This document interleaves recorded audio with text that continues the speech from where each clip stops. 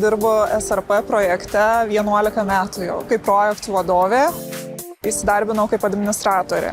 Įtraukė tas projektavimo procesas, labai įdomu pasirodė ir pradėjau gilinti žinias ir tai nuvedė iki projekto vadovės kelio. Esu SRP projektas vadovas jau 7 metai. Įstojau į civilinę inžineriją, o civilinė inžinerija apėmė visas infrastruktūros sritis – orą, vandenį, geležinkelius ir kelius. Nuo paauglystės apie tai svajojau ir esu ten, kur norėjau būti. Tiltų skyrius buvo įkurtas 2017 metais SRP. Direktorius Tadas mūsų pasikvietė pasikalbėti, sutapo mintys ir idėjos ir taip ir atsidūriau čia.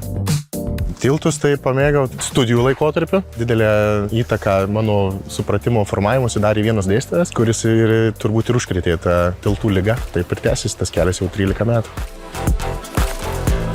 Norisi palengvinti susisiekimą gyventojams, tarptautinių reisų vairuotojams ir taip toliau. Tuo statiniu, kurį tu ilgą laiką projektuoji, juo vėliau naudojasi visi žmonės ir tu jį gali pamatyti gyvai.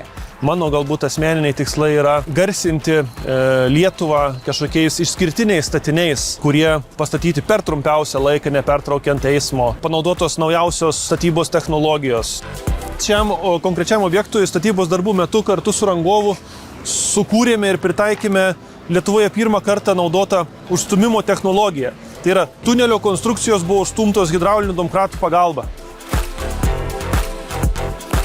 Norim įnešti į statybos sektorių kuo daugiau naujovių. Skaitmeninė technika, skaitmeninė statybos įranga, kad darbai būtų atliekami kuo greičiau. Projektavime dažnai naudojam dronus, skanavimo įrangas, efektyviai taiko BIM metodologiją. Dažnai pasikartojančiom užduotim naudojam ir įvairius vizualinio programavimo įrankius. Projektuotojo veikla tikrai gali pasireikšti kūrybiškumu, galimybė sukurti išskirtinius projektus. Kaip pavyzdžiui, šiuo atveju upė teka, jinai kaip teka. Mes ją turim įveikti, sujungti krantus, bet padaryti kuo mažesnį įtaką jos natūraliai tėkmei. Tai yra velniškai įdomu. Tai yra profesija, kuri žingeidžiam žmogui duoda galimybės sužinoti daug, išmokti daug ir tas žinias po to dalinti su visų statybos sektoriumi ir užsakovais. Kolegos yra, manau, viena labai svarbi sudedamoji dalis SRP projekto. Nuo direktoriaus iki techniko mes visus pažįstam ir turim asmeninį ryšį, kontaktą su kiekvienu. Ir su tokiais žmonėms smagu leisti laiką ne tik darbe, bet ir nedarbo metu. Kiekvienais metais apie Kalėdas ir naujus metus tam laikotarpį vykstame į kelionę slidinėti. Visą laiką vasaros metu organizuojam įmonės gimtadienį. Po darbo tenisą daug kas žaidžia, organizuojamės kažkokias išvykas kartingais pavažinėti arba tiesiog vakarienes ir pokalbius neoficialioje aplinkoje.